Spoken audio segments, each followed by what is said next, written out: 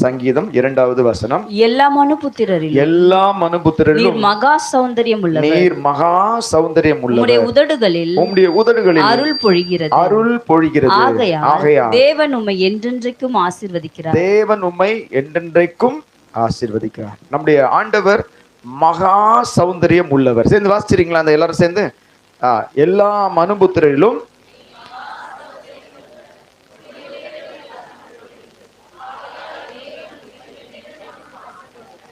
ஸ்தோத்திரம்.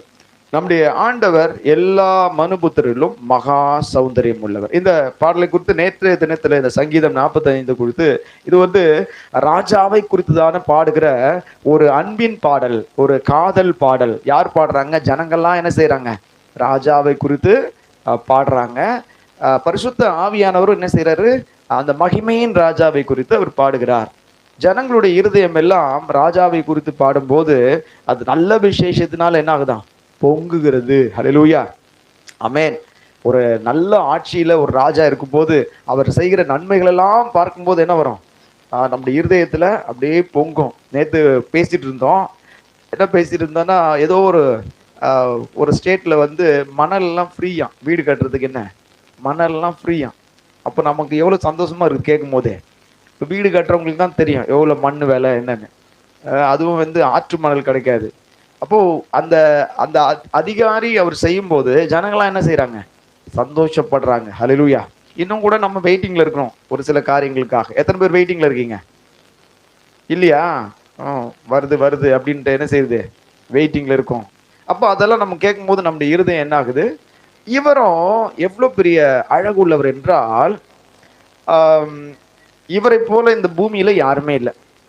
எத்தனை மனிதர்கள் எவ்வளோ நன்மை செய்தாலும் இயேசுவை போல அழகா செய்யறவர் யாருமே இல்லை. ஹல்லேலூயா.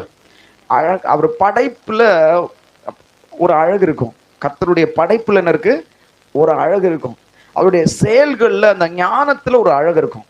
அவருடைய அந்த ஞானம் இருக்குல்ல, அதே மாதிரி நம்மோடு பண்ணின உடன்படிக்கையில ஒரு அழகு இருக்கும். நம்மோடு என்ன செஞ்சிருக்காரு ஆண்டவர்? அந்த உடன்படிக்கைக்கு என்ன அர்த்தம் தெரியுமா? அன்பின் உடன்படிக்கை. நம்மோடு பண்ண அந்த உடன்படிக்கைக்கு என்ன அர்த்தம்?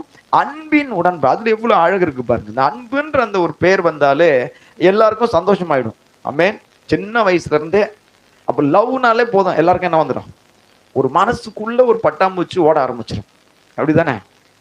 அந்த மாதிரி நிறைய. அப்போ அன்பு என்ன நமக்கு ஒரு சந்தோஷத்தை தருகிறது. அது அழகாய் நம்ம இருதயத்துக்குள்ள பதிந்திருக்கிறது. ஆனா சாத்தான் திட்டமிட்டு அதுல சதி வேலை பண்ணுவான். ரொம்ப ஜாக்கிரதையா இருக்கணும். போலியான அன்பெல்லாம் காமிப்பான். அதெல்லாம் இல்லை. நம்முடைய ஆண்டவர் மகா சௌந்தரியம் உள்ளவர். அவர்கிட்ட என்ன வெளியே இருந்து போடுற மேக்கப் எல்லாம் கிடையாது. ஒரு சிலர் மேக்கப் கழிச்சிட்டாங்கன்னா அவங்களுக்கு யாருன்னு தெரிஞ்சிடும். ஆமென். அந்த மேக்கப் இருக்கிற வரைக்கும் தான் அவங்க அப்படியே பலபலன்னு இருப்பான். கொஞ்சம் முகம் கழுவாம வெளியே வந்துட்டாங்கன்னா எல்லாரும் ஓடிடுவாங்க, அவ்வளவுதான். ஆனா நம்ம ஆண்டவர் அப்படி இல்லை. அவர் விசேஷித்தவர். ஆமென். அவருக்கு இருக்கிற அழகு எப்படிப்பட்டது? உண்மையான அழகு. அவருக்கு இருக்கிற அன்பு உண்மையான அன்பு. அவருக்குள்ள இருக்கிறது அந்த சத்தியம், வார்த்தைகள், உண்மையான வார்த்தை. ஹல்லேலூயா. அதெல்லாம் அழகா இருக்கும், அழகா இருக்கும். ஆண்டவர் பார்க்கும்போது இவ்வளோ அழகான காரியங்கள் எல்லாம் அவர் நேர்த்தியா என்ன பண்ணியிருக்காராம்? நேர்த்தியாய் செய்திருக்கிறார். சகலத்தை என்ன செய்ய அதினதின் காலத்துல அவர் நேர்த்தியா என்ன பண்ணியிருக்காரு? எல்லாம் அழகா இருக்கும். சீயோனை பார்த்தீங்கன்னா வடிப்பமா இருக்கும். வடிப்பமான சீயோன், அழகான சீயோன்.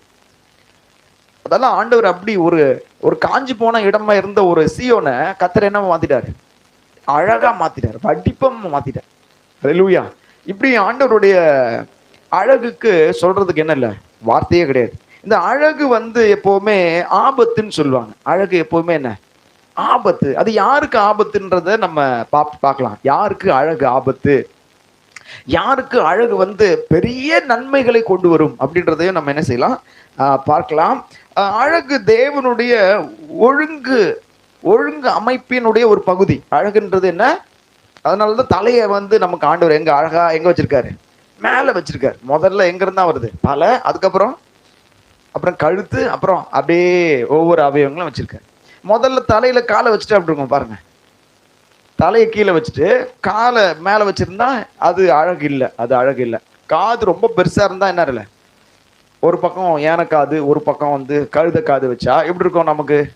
அப்போ ஆண்டவர் அழகா நம்மள என்ன செய்யறாரு?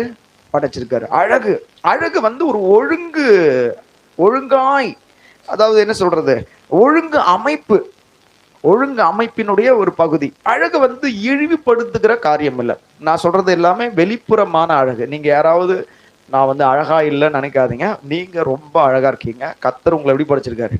ரொம்ப ரொம்ப அழகா படைச்சிருக்காரு. ஹல்லேலூயா, ஆமென். அவருடைய திட்டத்தின்படி கலரா இவ்வளவுதான் போடணும். அந்த கலர்ல ஒரு கேசரி செய்வாங்க ஒரு சிலர்லாம், அப்படியே இப்படி கொட்டுவாங்க கேசரி போடுற, அப்படியே மொத்தமா போட்டுரும்.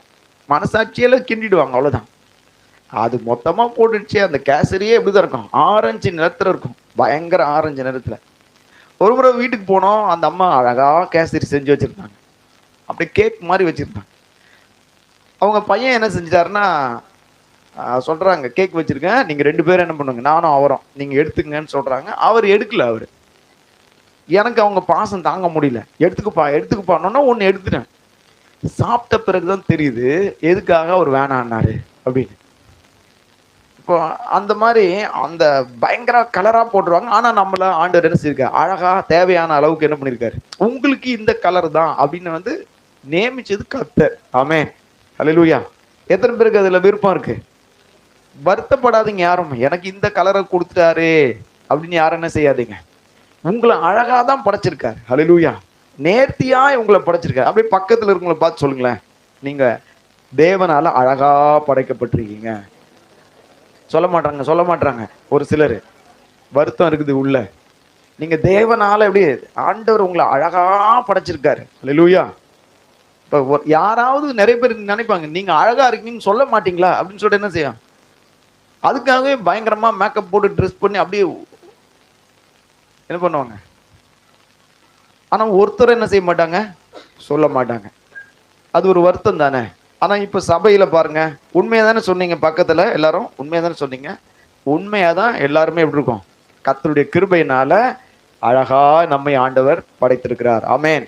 அழகு வந்து இழிவுபடுத்தக்கூடியதல்ல, அழகு வந்து வெறுக்கப்படக்கூடியதல்ல. அழகை குறித்துதான தவறான கருத்துகள் ஒரே ஒரு வசனத்தை வச்சு என்ன செய்வாங்க? மொத்தத்தையும் எடை போட்டுருவாங்க. அது என்ன வசனம் தெரியுமா உங்களுக்கு? யாருக்கு தெரியும் அந்த அந்த வசனம்? நீதிமொழிகள்ல 31:30 ஒரு வசனம் இருக்கு. அது என்ன சொல்றாங்கன்னு தெரியாம என்ன செய்யுது? அழகெல்லாம் போட்டு அடிச்சு துவைக்கிறது. நீதிமொழிகள் 31:30. சௌந்தரியம் வஞ்சனை உள்ளது. சௌந்தரியம் வஞ்சனம், சௌந்தர்யா கிடையாது, சௌந்தரியம் வஞ்சனை உள்ளது. அழகும் வீண், அழகும் வீண். கர்த்தருக்கு பயப்படுகிற ஸ்திரீயே, கர்த்தருக்கு பயப்படுகிற புகழப்படுவாள். இப்போ இந்த வசனத்தை வச்சு என்ன செய்வாங்க? சௌந்தரியம்லாம் என்ன? அதெல்லாம் வீண், அழகெல்லாம் வீண். அப்போ எப்படி இருக்கணும்? ட்ரெஸ்ஸுகள் பண்ணாம எப்படி இருக்கணும்? அப்படியே இருந்து உள்ள சுத்தமா இருந்தா போதும் பிரதர். அப்படி உள்ளேயும் சுத்தம் இல்லை, வெளியும் சுத்தம் இல்லை. அதான் உண்மை. நிறைய பேர் சொல்றது என்ன? உள்ள சுத்தமா இருந்த போதும். உள்ள யாரும் பார்க்க முடியாது. யாரும் பார்க்க முடியுமா?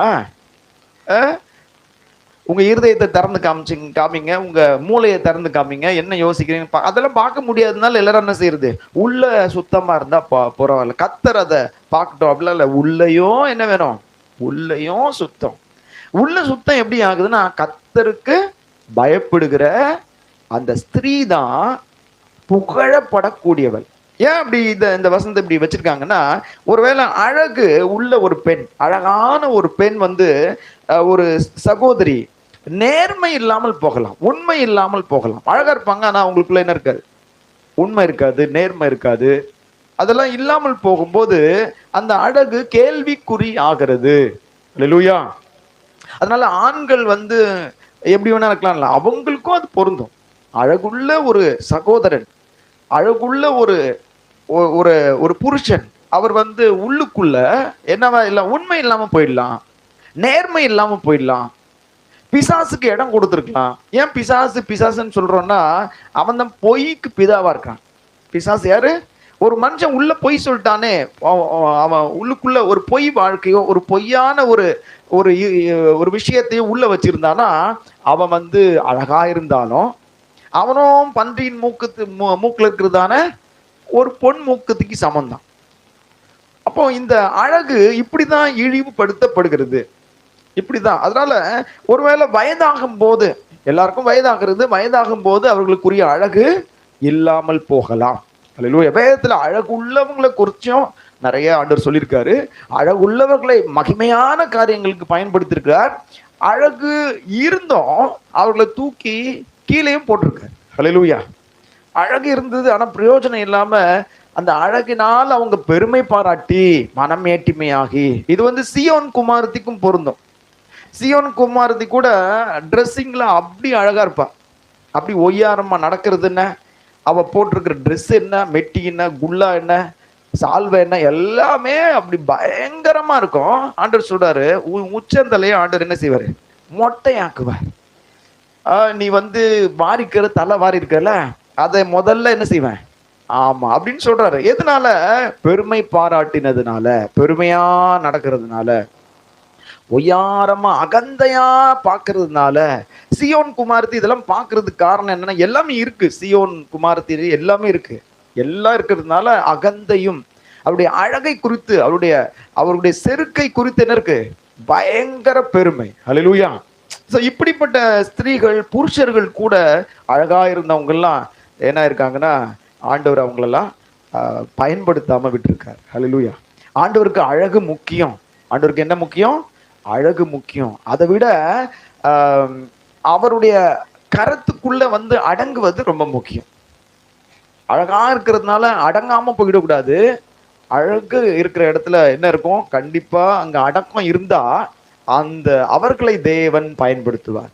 அல்லேலூயா. ஆமென். ஸ்தோத்திரம். இந்த நாள்ல நம்ம ஒரு 4 பேரை பார்க்கலாம். அழகுள்ளவர்களா இருந்து அவர்களை கர்த்தர் எப்படி பயன்படுத்தினார் அப்படின்றத ஒரு 4 பேரை நம்ம பார்க்கலாம். இதுல இன்னும் ஒரு சில காரியங்களை சொல்றேனே, அது பார்க்கறதுக்கு முன்னாடி இந்த அழகு இருப்பது நல்லது, அது விக்கிரகமாக என்ன செய்யக்கூடாது, மாறிடக்கூடாது. எப்படி நான் அழகு எல்லார காட்டிலும் இவங்களே சொல்லிடுது, நான் தான் மகா ரூபவதி அப்படின்னு என்ன செய்யுது, அப்படி ஒரு பெருமைக்குள்ள போயிடக்கூடாது. அது விக்கிரகமாக கூடாது. வெளிப்புற அழகு உள்ளவர்களையும் தேவன் என்ன செய்யறார், அவருடைய நோக்கத்திற்காக பயன்படுது. நான் அந்த 4 பேரை நம்ம பார்க்கலாம். முதல்ல யோசேப்பு குறித்து நம்ம பார்ப்போம். யோசேப்பை குறித்து ஆதியாகமம் 39:6 இஸ்ரவேல் புத்திரரின் நாமங்களை முத்திரை ஆதியாகமம் 39:6 ஆதியாகமம் 39:6 ஆகையால் அவன் தனக்கு உண்டானதையெல்லாம் யோசேப்பின் கையிலே ஒப்பு கொடுத்து விட்டு தான் புசிக்கிற போஜனம் தவிர தன்னிடத்தில் இருந்த மற்றொன்றையும் குறித்து விசாரியாது. யோசேப்பு அழகான ரூபம். அது ரைட். யோசேப்பு அழகான ரூபமும் சௌந்தரிய முகமும் உள்ளவனாயிருந்தான். பாருங்க, யோசேப்பு எப்படிப்பட்டவன், அழகானவன். ஆனா என்னத்திற்காக இங்க இருக்கான்னா, அடிமையா இருக்கிறான். அடிமையா ஒரு நாட்டுல இருக்கிறான், தப்பித்து போக முடியாது.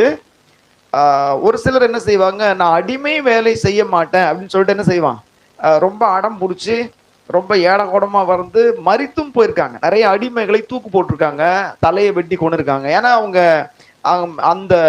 அவங்க எஜமான்களுக்கு கீழ்ப்படியாம போடுறதுனால அதெல்லாம் செய்வாங்க.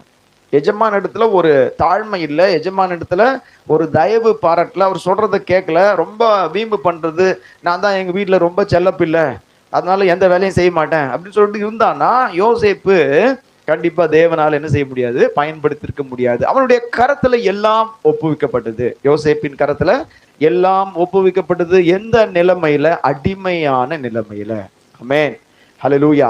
இந்த வேளையில இந்த யோசேப்பு இன்னும் கூட யோசேப்பு குறித்து அவன் மூலமாக என்ன செய்தார், இந்த யோசேப்பை மூலமாக ஆதியாகமம் 45:5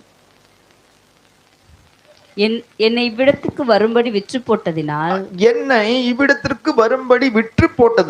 சஞ்சலப்பட வேண்டாம். இந்த சகோதரர்கள் தான் என்ன செஞ்சாங்க, கொலை செய்யணும்னு நினைச்சாங்க. இந்த சம்பவம் உங்களுக்கு தெரியும். தெரியாதவங்க ஆதியாகமத்துல உள்ள அதிகாரங்களை நீங்க வாசிச்சீங்கன்னா 37 அப்படி சரித்திரம் ஆரம்பிக்கும். 37 39 தெரியல, நீங்க அதுல இருந்து என்ன செய்யுங்க, வாசிச்சுங்க. இந்த சரித்திரத்தை வாசிச்சீங்கன்னா இதுல உள்ள மொத்த விஷயமும் நமக்கு புரியும். நான் சொல்ற எல்லாமே அப்படிதான், நீங்க அப்படி வாசிங்க. யோசேப்பினுடைய சகோதரர்கள் அவன் மேல எரிச்சலாகி கோபம் அடைந்து அவனை கொலை செய்ய வேண்டும் என்று ஒரு பள்ளத்துல தூக்கி போடுறாங்க. ஆனா அதற்கு வந்து ஒரு மூத்த சகோதரன் வந்து மனம் இறங்கி, இவனை கொல்ல வேணாம், இவனை என்ன செய்யலாம், வித்துடலாம், இவனை ரத்த பழிக்கு நம்ம என்ன செய்யக்கூடாது, ஆளாகக்கூடாது அப்படின்னு சொல்லிட்டு அவரை எகிப்துல அந்த பக்கம் போற ஆட்கள் கிட்ட வித்துட்டாங்க. அவங்க வந்து எகிப்துல இந்த அடிமையான யோசேப்பை விற்று விட்டார்கள். இப்போ எகிப்துல இருக்கிறான். அதுக்குதான் அவர் சொல்றாரு, நீங்க என்ன செஞ்சீங்க, வாசிமா அந்த வசனம் 45:5.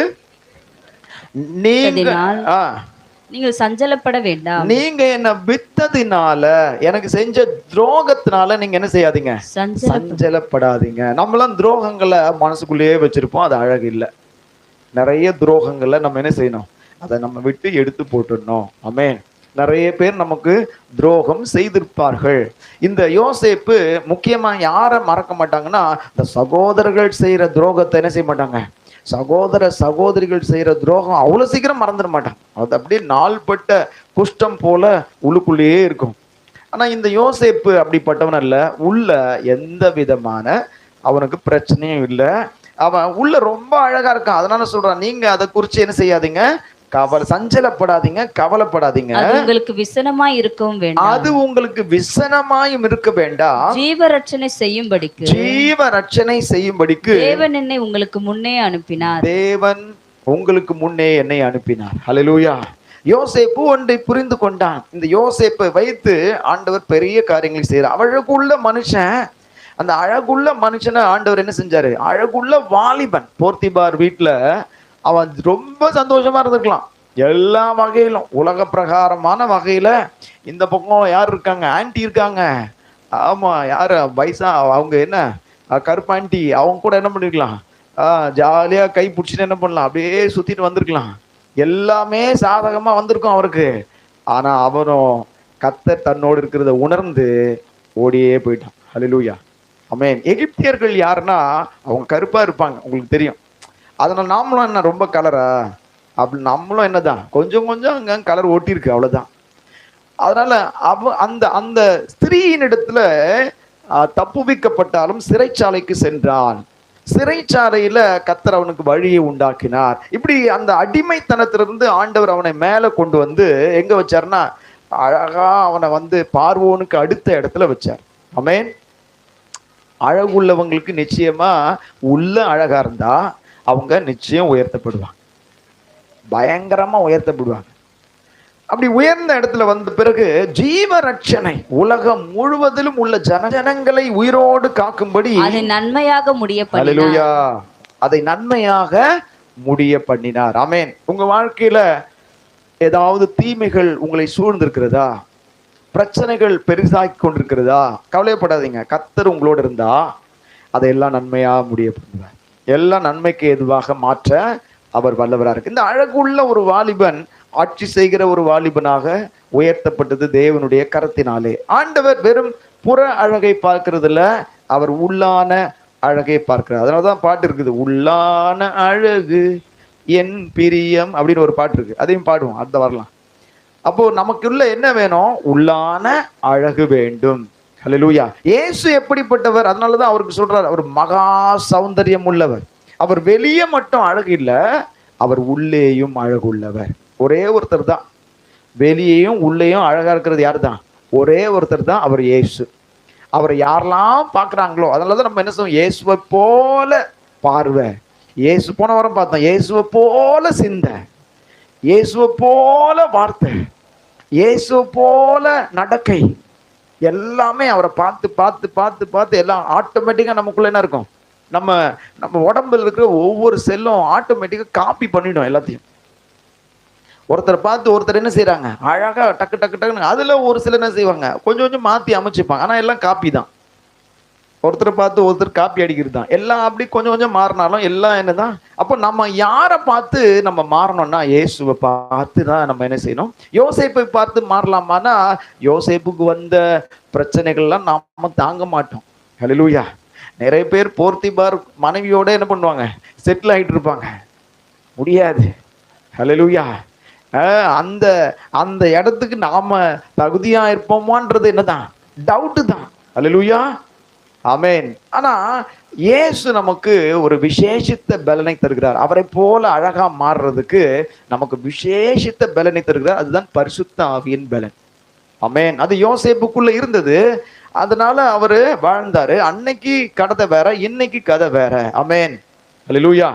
இன்னைக்கு கதை என்ன, நம் இயேசுவை போல மாறணும். இயேசுதான் தாவீது. தாவீது 1 சாமுவேல் 16வது அதிகாரம் 12ஆம் வசனம். ஆள் அனுப்பி அவனை அழைப்பித்தான். ஆள் அனுப்பி அவன் தகப்பன் அவனை அனுப்பித்தான். அவன் சிவந்த மேனியும் அழகிய கண்களும். தாவீது சிவந்த மேனியும் எப்படிலாம் வர்ணிக்கிறாங்க பாருங்க. தாவீது எப்படிப்பட்டவர், சிவந்த மேனி, அப்புறம் என்ன, அழகிய கண்கள். மாப்பிள்ள எதுனா பாக்குறீங்களா, பாத்துங்க. அழகிய கண்களும் நல்ல ரூபம் உள்ளவனுமா இருந்தான். ஹல்லேலூயா. அழகுள்ள ஒரு மனுஷன். கோலியாத் அவனை பார்க்கும்போது இகழ்ந்தான். இந்த சின்ன பொடியனை கூட்டு வந்தீங்களா அப்படின்னு. அவன் பொடியன் இல்லப்பா, உன்னை சாக அடிக்க வந்த தடியன் அவன் தான். யாரு, தாவீது. இகழ்ந்தான். அவ்வளோ ஒரு சாதாரண ஒரு வாலிபனாக இருந்தான். ஆனா அவனுக்குள்ள அழகு இருந்தது. அவனை கர்த்தர் பயன்படுத்தினார். ஆமென். இங்க நிறைய பேர் நீங்க எல்லாரும் அழகா இருக்கீங்க. உங்களையும் என்ன செய்வார் ஆண்டவர், அவர் பயன்படுத்துவாராக. ஆமென்.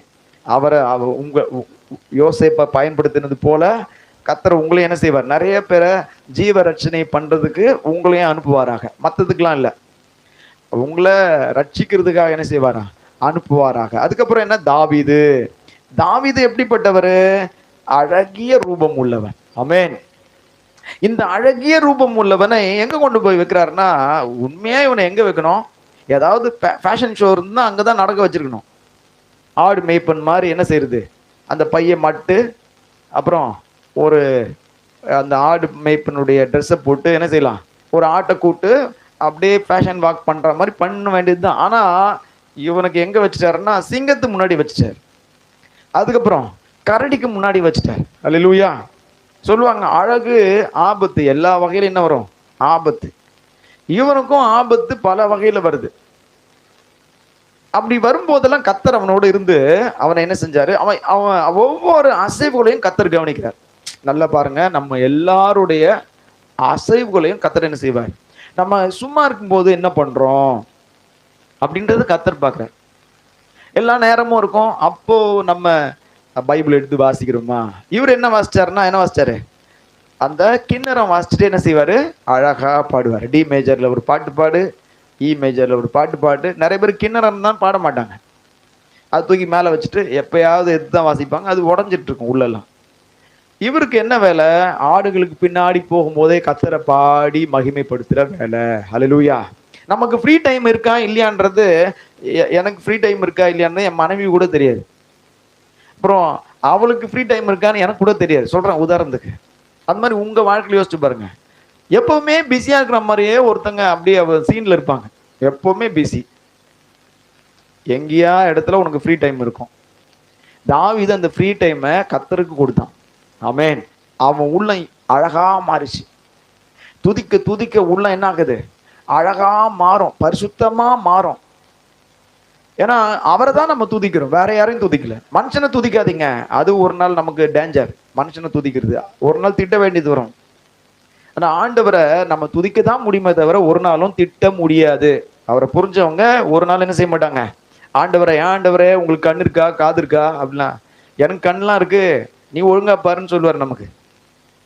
அதனால அவரை நம்ம துதிக்க முடியும். துதிக்க துதிக்க நம்முடைய இருதயம் சுத்தமாகும். தாவீதினுடைய இருதயம் துதிக்க துதிக்க சுத்தமானது மாத்திரம் இல்ல, பலன் அடைந்தது. பலன் அடைந்தது. கரடியா கொள்ளு, அப்புறம் சிங்கமா கொள்ளு, எல்லாத்தையும் கொண்டு ஆடுகளை மீட்கிற இடத்துல இருந்தா ஒரு நாள் ஆண்டவர் கோலியாத்துக்கு முன்பாக கொண்டு வந்து நிறுத்தினார். ஹல்லேலூயா. பெரிய கோலியாத். அவனுடைய காரியங்களை வாசிச்சா அவன் கட்டில் அவ்வளவு பெருசுன்னு சொல்லுவாங்க, அவனுடைய ஈட்டி எவ்வளவு பெருசு, அவனுடைய ஹெல்மெட் அவ்வளவு பெருசு, மார்க் கவசம், அவங்க ஷூ எல்லாம் ரெடியா வந்து நிக்கிறான்.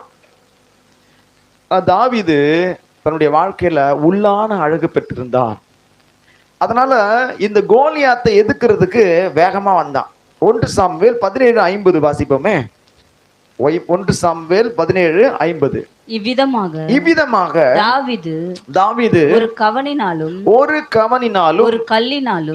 கல்லினாலும் பெலிஸ்தனை மேற்கொண்டு அவனை மடங்கடித்து, அல்லேலூயா, கோலியாத்தை மேற்கொண்டு அவனை மடங்கடித்தான். எப்படி?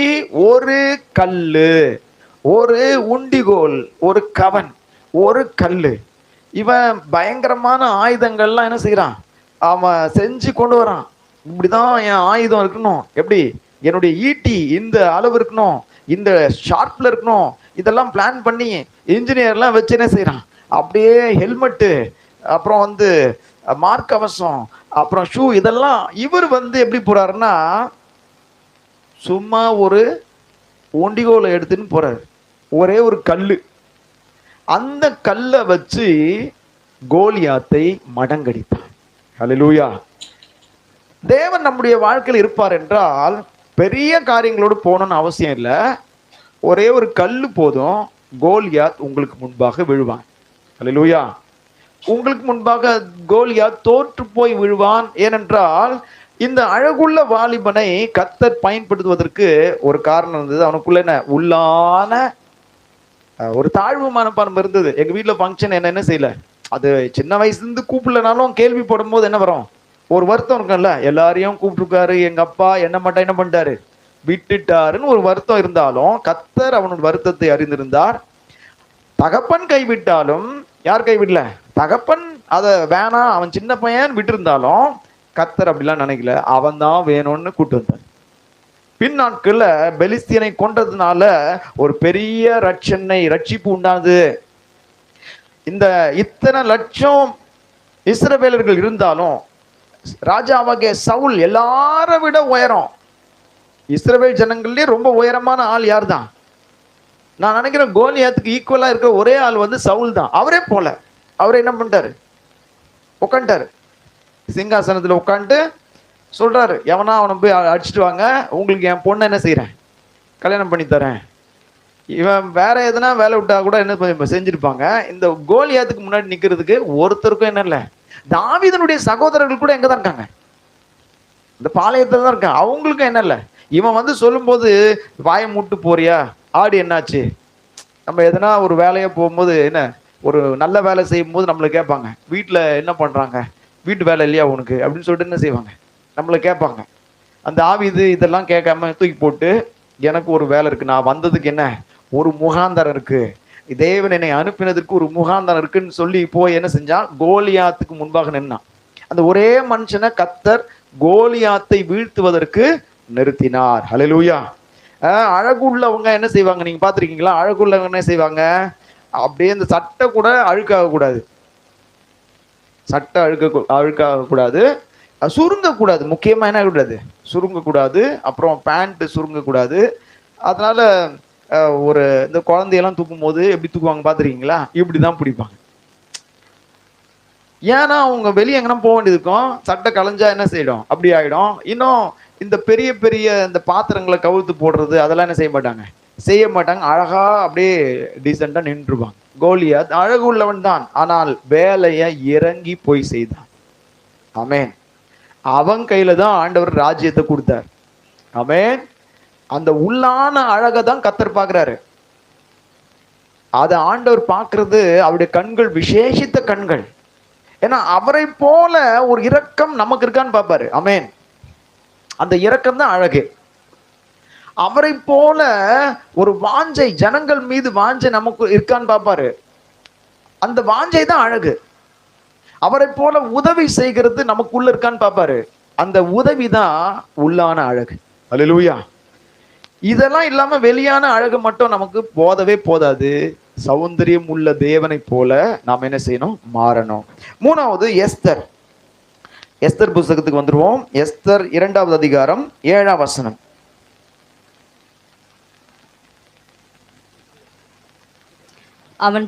அவன் தன் சிறிய தகப்பன் குமாரத்தியாகிய எஸ்தர் என்னும் அக்சாலை வளர்த்தான். எஸ்தர் என்னும் அக்சாலை வளர்த்தான். அவளுக்கு தாய் தகப்பன் இல்லை. அவளுக்கு யார் இல்ல?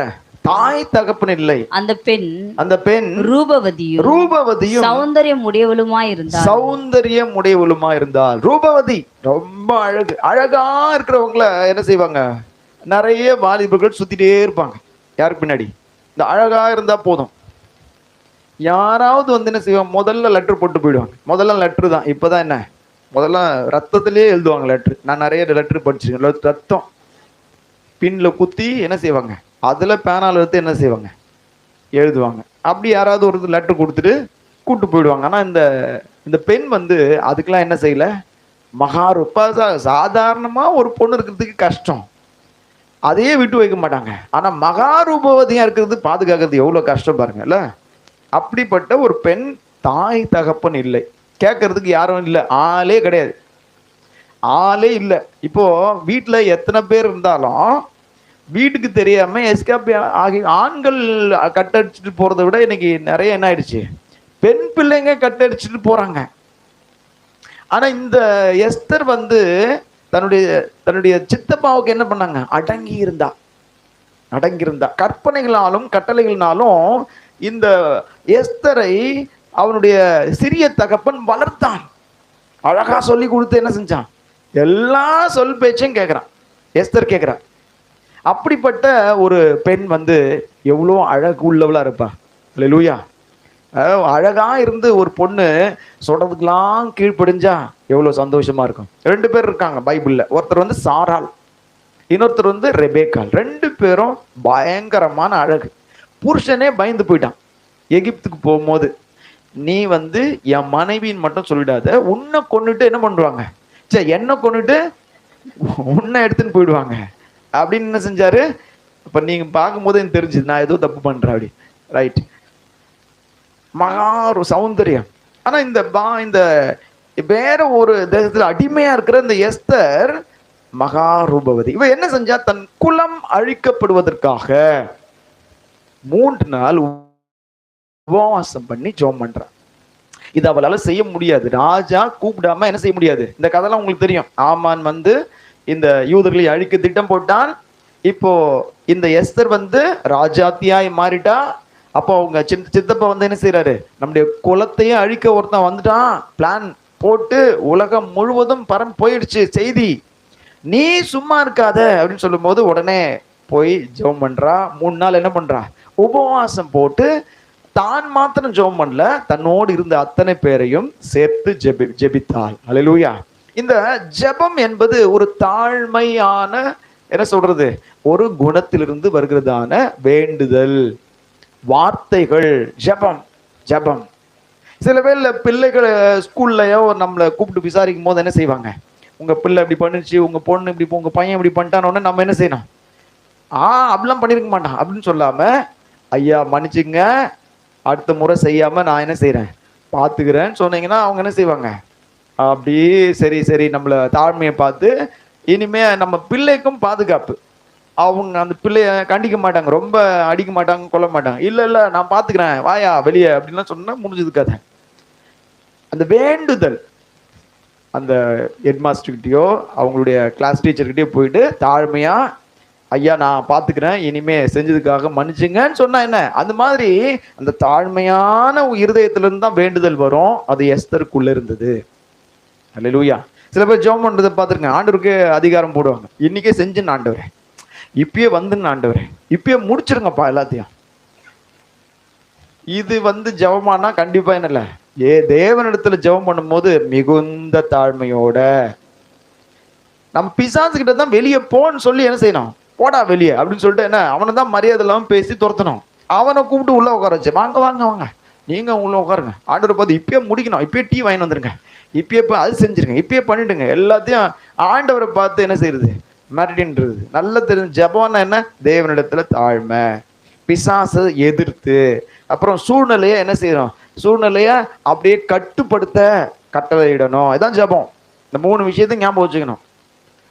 இந்த அம்மா எஸ்தர் ஜெபம் பண்றாங்க. நிறைய பேர் எஸ்தர் பேர், அவங்களுக்கும் அந்த பேருக்கும் என்ன இருக்காது, சம்பந்தமே இருக்காது. பேரு தான் என்ன, எஸ்தர் அம்மா. ஆனா ஒரு நாளும் ஜெபத்துல உட்கார்றது இல்லை. இந்த அம்மா ஜெபம் பண்றாங்க. இந்த அருமை வாலிப பொண்ணு பாருங்க, வாலிப பொண்ணுங்களாம் ஜோம் பண்ணுதா பாருங்களேன், பண்ணவே பண்ணாதுங்க. நீங்க பாருங்களேன், அவங்களுக்கு வேற வேலை இருக்கும். ஆனா எஸ்தர் வந்து ஜெபம் பண்ற மகாரூபவதி, மகா ரூபவதியும் சௌந்தரியம் உள்ளவர். கர்த்தர் அந்த மகளை அப்படியே கண்ணை வச்சு பார்த்து என்ன செய்யறாரு, எங்க கொண்டு போய் உட்கார வைக்கிறாருன்னா, ராஜாவினுடைய ராஜாத்தியாக உட்கார வைக்கிறார், ராணியா உட்கார வைக்கிறாரு. எவ்வளவு பெரிய விஷயம், எவ்வளவு பெரிய விஷயம். தாழ்மை உள்ளவங்கள இதுதான் உயர்த்துகிற ஆண்டவர், நம்முடைய ஆண்டவர். அந்த குணத்தை ஆண்டவர் பார்க்கிறாரு.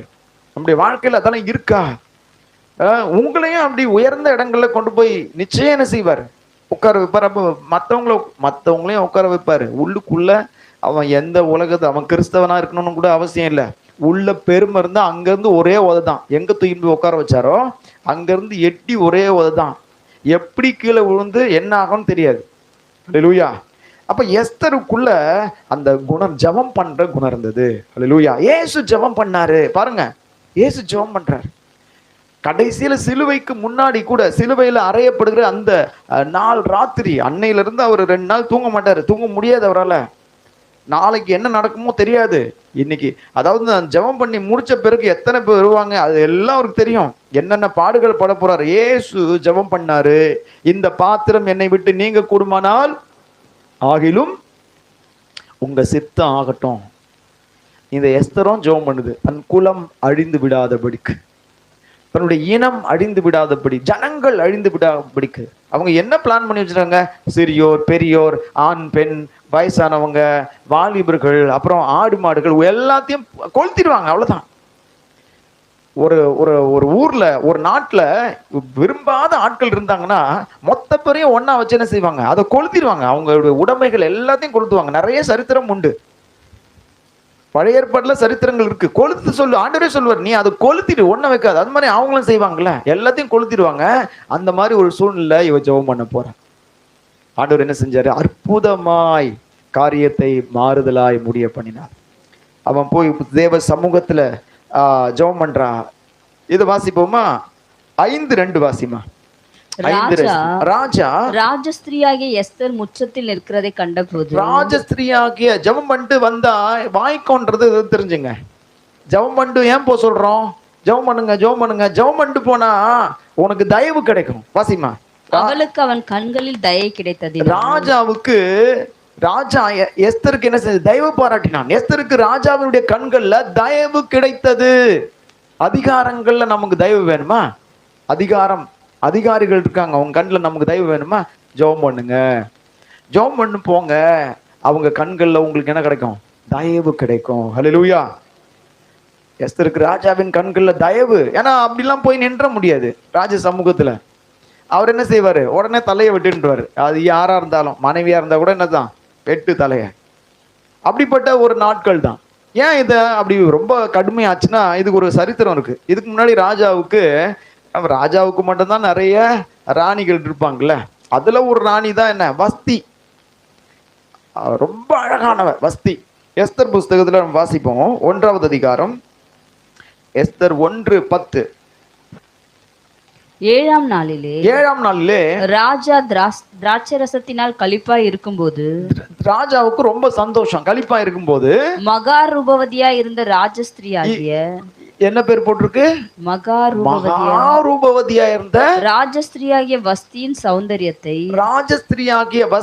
சௌந்தரியத்தை ஜனங்களுக்கும் பிரபுக்களுக்கும் காண்பிக்கும், தன்னுடைய மனைவியின் அழகை எல்லாரும் பார்க்கணும் அப்படின்றதுக்காக என்ன செய்யறாரு, ராஜகிரீடம் தரிக்கப்பட்டவர்களாக அவளை ராஜாவுக்கு முன்பாக அழைத்து வர வேண்டும். இப்போ எங்களெல்லாம் பாத்தீங்கன்னா பொதுவாகவே ஆண்கள் நம்ம சாதாரண ட்ரெஸ்ல தான் வருவாங்க, ரொம்ப பெருசா எல்லாம் வர மாட்டாங்க. ஆனா சகோதரிங்க பார்த்தா ராணி மாதிரி இருப்பாங்க. அப்படியே 4 செயின், அப்புறம் என்ன இந்த கையில 4 மோதிரம், மோதிரத்துக்கு காட்டுறதுக்கு நான் அப்படி தொடைப்போம், இப்படி தொடைக்கிறது. அப்புறம் அவர் சாதாரண 150 ரூபா சட்டை இல்லை, அவர் 1000 ரூபாய்க்கு மிஞ்சி போட மாட்டேன் சட்டை, அவ்வளவுதான். இவங்க என்ன செய்யறது, இருக்குதுல காஸ்ட்லி பட்டு போடுவேன். அப்படி வரும்போது எப்படி இருக்கும் இது? ஏன்னா உண்மையாவே ராணிய ராஜா என்ன வச்சிருக்காரு, நல்லா வச்சிருக்காரு. அல்லேலூயா. அதுதான் அர்த்தம். அப்போ இந்த கணவர் வந்து மனைவி எப்படி வச்சிருக்காரு, நல்லா வச்சிருக்காரு. ஒரு சிலர்லாம் டம்மி ஆக்கி வச்சிருப்பாங்க. யார? ஒண்ணுமே இல்லாம. ஒரு சிலர் தான் என்ன செய்வாங்க, திட்டுவாங்க. நான் இப்படி வரேன், நீ இப்படி வரிய அப்படின்னு திட்டு இருப்பாங்க. அதெல்லாம் நல்ல குணம் அதெல்லாம். ஆனா ஒரு சிலர் வந்து அவங்க ரெடி ஆகுறது தான் முக்கியம். அவர் அயன் பண்ணாம சுறுசுறுமா போட்டு இருப்பாரு. பாத்துறீங்களா? இவங்கள பார்த்தா பயங்கரமா இருப்பாங்க. எதுக்கு இதெல்லாம்னா, அந்த ராணிய ராஜா எப்படி வச்சிருக்காரு, ரொம்ப நல்லா வச்சிருக்காரு. அப்படி அதுதான் அந்த அழக காமிக்க தான் கூப்பிடுறாரு. அங்க எங்க வரணும்? ராஜ சமூகத்துக்கு வர வஸ்தி அழைக்கிறார். இந்த அம்மா பெண்கள் மீட்டிங் நடத்திட்டு இருக்காங்க. பெண்கள் எல்லாம் வாங்க, நம்மையும் பாருங்க, எங்களையும் பாருங்க, எங்க அழகையும் பாருங்க. நீ என்ன கிரீடம் போட்டிருக்க, நீ என்ன மோதிரம் போட்டிருக்க. இவங்க இங்க பிஸியில இருக்காங்க. ஒரு அழைப்பு வருது. ராஜா உங்களை கிரீடம் வச்சுட்டு எங்க வர சொல்றாரு? அரண்மனைக்கு கோலு மண்டபத்துக்கு வர சொல்றாரு. விருந்தாளிங்கெல்லாம் உலகம் முழுவதும் வந்திருக்காங்க. ராஜாவுக்கு ரொம்ப ராஜ வஸ்திரம் தரித்தவரா இருக்க. இப்போ இந்த அம்மா என்ன சொல்லிட்டாங்கன்னா, 12ஆம் வசனம் வாசிமா. ஆனாலும் பிரதானிகள் மூலமாய் ராஜா சொல்லி அனுப்பின கட்டளைக்கு ராஜஸ்திரியாகிய வஸ்தி வரமாட்டேன் என்றால் அழகு இருந்து என்ன பிரயோஜனம்? மகாரூபவதியா இருந்து என்ன பிரயோஜனம்? புருஷன் கூப்பிட்டா என்ன, வரல, அவ்வளவுதான். எங்க வராரு?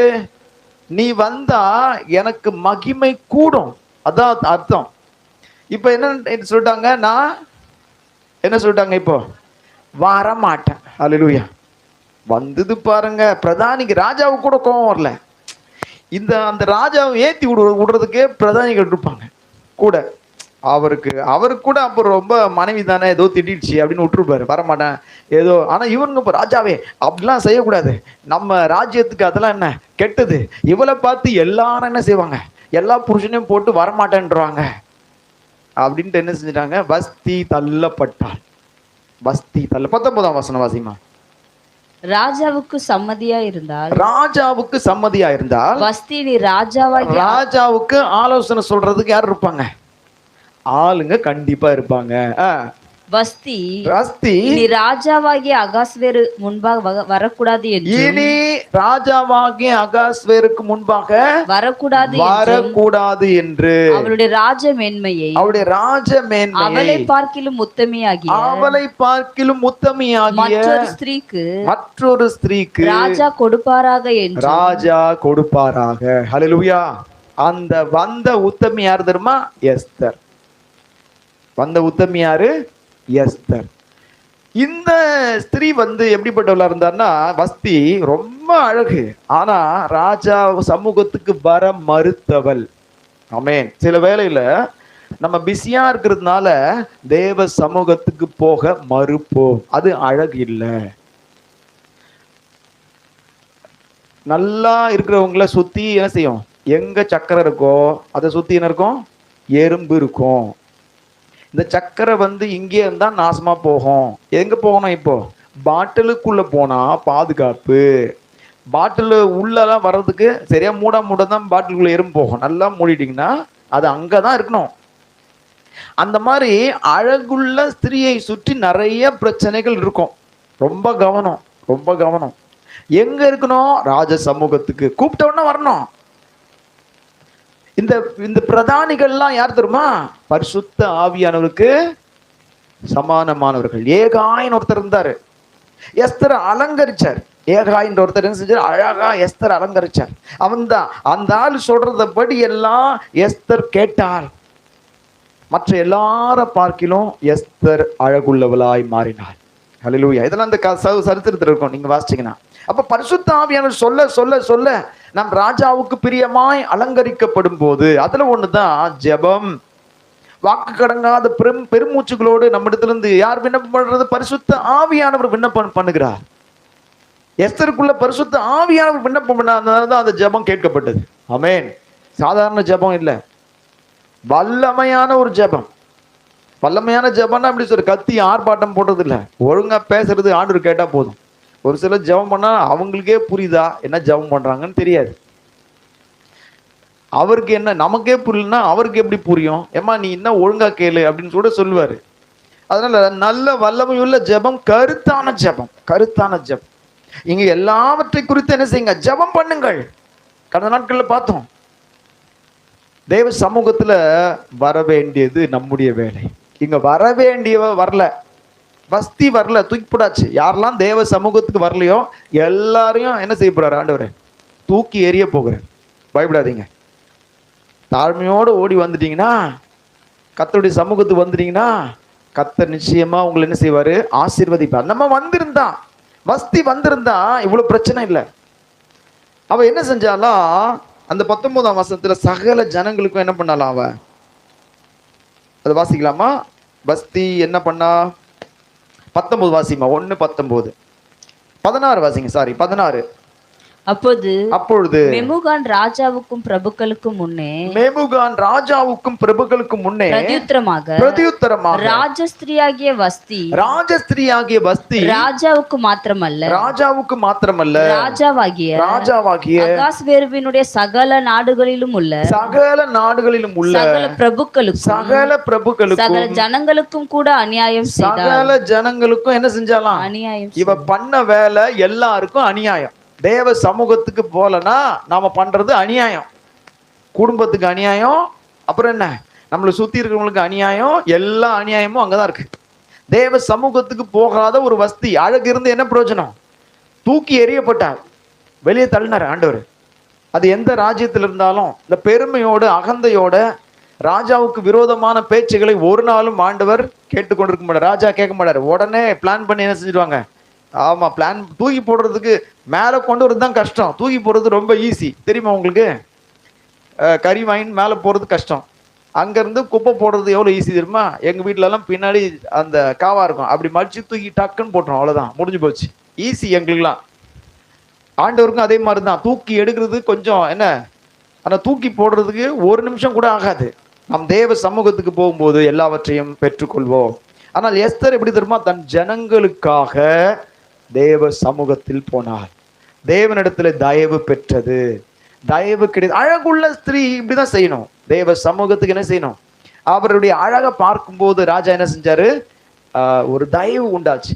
சிலரை பார்க்கும் போது என்ன உண்டாகும்? தயவு உண்டாகும், தயவு உண்டாகும். அதுவும் கர்த்தர் நம்மோடு இருந்தால் இன்னும் மிகப்பெரிய தயவை நாம் பெற்றுக்கொள்ள முடியும். ஹல்லேலூயா. தொடர்ந்து வேண்டுதல ராஜா கேட்டிருக்காரு. 9வது அதிகாரத்துல எஸ்தர் 9வது அதிகாரம் 23ஆம் வசனம் வரைக்கும் இருக்கிறது 10 அதிகாரம் தான். 10வது அதிகாரத்துல 3 வசனம் தான் இருக்கும். 9வது அதிகாரம் வரைக்கும் ஜெபம் பண்ணிட்டே இருக்குது இந்த அம்மா எஸ்தர். வாசிமா 23, 9:23. அப்பொழுது யூதர் தாங்கள் செய்ய தொடங்கினபடியும் மொர்தெகாய் தங்களுக்கு எழுதினபடியும் செய்ய சம்மதித்தார்கள். உன் வேண்டுதல் என்ன? அந்த அதிகாரத்துல இருக்கும் 9வது அதிகாரத்துல திரும்பவும் ராஜாக்கு 7ஆம் வசனமா ராஜா கேட்பாரு, என்னமா வேண்டுதல் உனக்கு? எல்லாமே செஞ்சு முடிச்சுட்டனே அப்படின்னு சொல்லுவாரு. அந்த வேண்டுதலே என்ன? 9வது அதிகாரம் வரைக்கும் எஸ்தர் ஜெபம் பண்ணிட்டே இருக்கான். ஏன்னா எடுத்த காரியம் முடிக்கப்படணும். நல்லா புரிஞ்சுங்க. எது அழகு? விட்டு விட்டு ஓடுறது இல்லை. எடுத்ததை என்ன செய்யணும்? கலப்பையின் மேல கையை வச்சா திரும்பி பார்க்க கூடாது. என்ன பண்ண? அங்கேயே போட்டு தூங்கினோமா? நான் திரும்பி எல்லாம் போறது இல்லை, இங்கேயே கலப்பையை போட்டு அப்படியே தலைகாணி போட்டு தூங்கிடுறேன். இல்ல, அந்த வேலையை முடிக்கணும். அந்த அந்த நிலத்தை உழுது முடிக்கணும். அல்லேலூயா. அதுதான் அழகு. நம்மள பாதிப்பதையே விட்டு இருந்தா எப்படி இருக்கும்? யோசிச்சு பாருங்க. ஆண்டவர் உண்டாக்கும் போது உனக்கு காது தேவையில்லை, அப்புறம் மறந்துட்டேன் சொல்லுவாங்க. சொல்லலாம், காது உனக்கு தேவையில்லை, உனக்கு கை தேவையில்லை அப்படின்னு விட்டு இருந்தா எவ்வளவு கஷ்டமா இருக்கும். சில பிள்ளைகளை பார்க்கணும். அது என்னன்னு கேட்டுறாதீங்க. அப்ப அவங்களாம் என்ன தப்பு பண்ணாங்களா? இல்ல, அது பெற்றோர்கள் செஞ்ச, அதுதான் பெற்றோர்களுடைய சாபமா இருக்கலாம், தேவனுடைய நாம மகிமைப்படுறதா கூட இருக்கலாம். அதை பத்தி நம்ம போவேணாம். ஆண்டவர் எந்த வேலையும் குறையா வைக்க மாட்டேன், நேர்த்தியாய் செய்து முடிக்கிறது தான் நம்பிக்கை. அதுதான் அழகு, அதுதான் அழகு. எனவே நம்முடைய ஆண்டவர் பாருங்க, உலகத்துல இருக்க அத்தனை பேருக்காக என்ன பண்ணாரு? தன்னுடைய அழகை விட்டுட்டு இந்த பூமிக்கு வந்தார். அதுலதான் அவர் மகா சௌந்தரியம் இல்லை. எஸ்தர் கூட யூத குலத்துக்காக தான் செஞ்சார். கோலியாத்தை வீழ்த்தினது தாவீது செஞ்சதுங்க, அந்த இஸ்ரவேலுக்காக செஞ்சார். யோசேப்பு எகிப்திலிருந்து செஞ்சாரு. ஒரு அளவுக்கு ஜீவரட்சணை உண்டாச்சு. ஆனா அது எல்லாவற்றையும் காட்டிலும் யோசேப்பால எல்லாருடைய பாவத்தையும் சுமக்க முடியுமா? சுமக்க முடியாது. மகா சௌந்தரியம் உள்ள நம்முடைய ஆண்டவர் என்ன செஞ்சாரு? அவர் செய்த மிக பெரிதான செயல், தன்னுடைய அழகை நமக்காக ஒப்பு கொடுத்து விட்டார். ஒப்பு கொடுத்து அழகு என்னாச்சு? அந்த கேடு அடைந்தான்.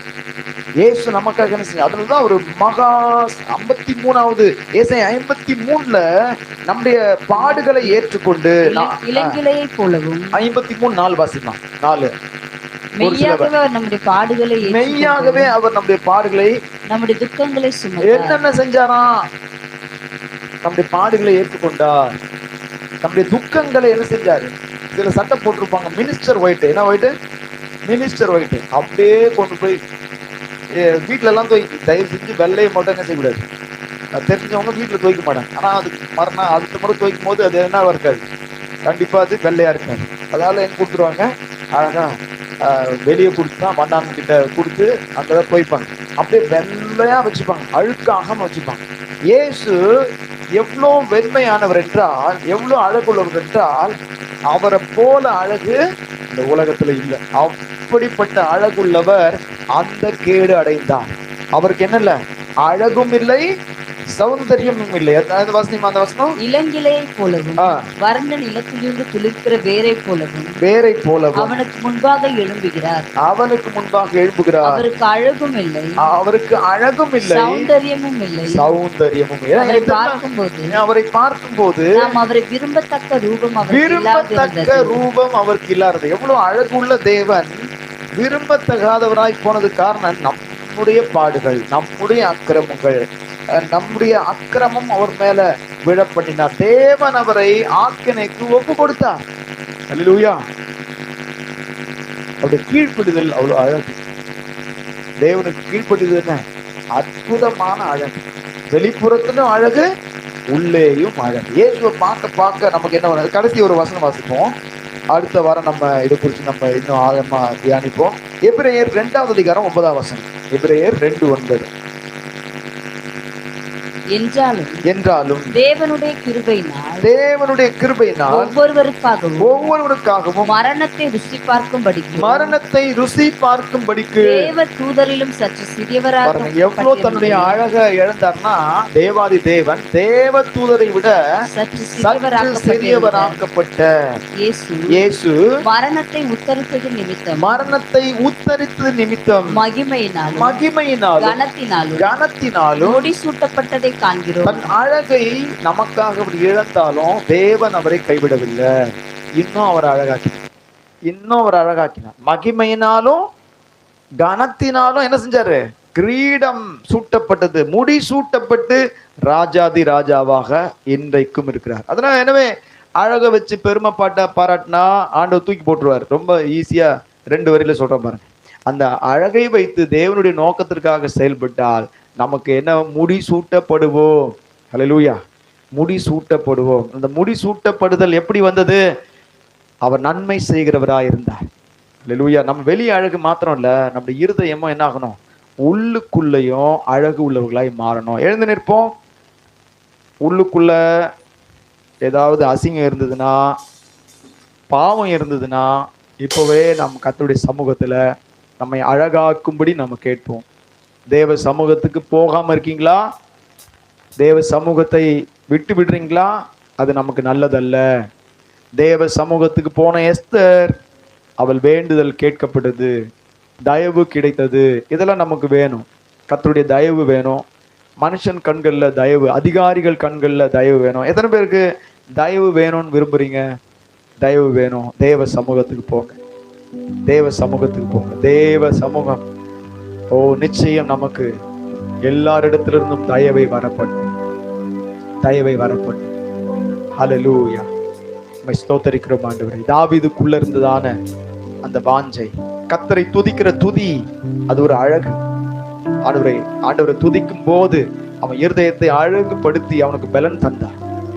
யோசேப்பினுடைய அழகு என்ன தெரியுமா? ஞானம். ஜீவ ரட்சணை பண்ணக்கூடிய அளவுக்கு ஞானம். அவனுக்குள்ள ஒரு அழகு. இயேசுக்குள்ள இருந்ததான அழகு, நம்மேல் வைத்த அன்பு. தேவன் நம்மேல் வைத்த அன்பை இயேசு இந்த உலகத்துல நமக்காக விளங்க பண்ணினார். ஹல்லேலூயா. உம்மை துதிக்கிறோம் ஆண்டவரே. ஓ ரபலதரலபா சந்தரலபா. இயேசுவை தவிர வேற ஒருத்தர் நமக்கு கவர்ச்சியா இருக்கக்கூடாது. யாரும் நமக்கு கவர்ந்து இழுக்கிற ஒரு கருவியாக இருக்கக்கூடாது. ஹல்லேலூயா. இயேசு நமக்கு, அதனாலதான் இப்படி பரிசுத்தவான்கள் ஒவ்வொருவருக்கும் இப்படி ஒரு ஸ்டெப்ஸ் வச்சிருக்காரு. முதல்ல தேவன், இயேசு முதல்ல, ரெண்டாவது குடும்பம், மூணாவது தான் வேலை. இப்படிதான் வச்சிருக்காரு. முதல்ல தேவனை நமக்கு முன்பாக வைக்கணும், அவர் நம்மை கவர்ந்து இழுக்கணும். ரெண்டாவது குடும்பம் கவர்ந்து இழுக்கணும், மனைவி புருஷனை கவர்ந்து இழுக்கக்கூடிய நபரா இருக்கணும். புருஷனுக்கு மனைவி கவர்ந்து இருக்கக்கூடிய ஒரு நபராக இருக்கணும்.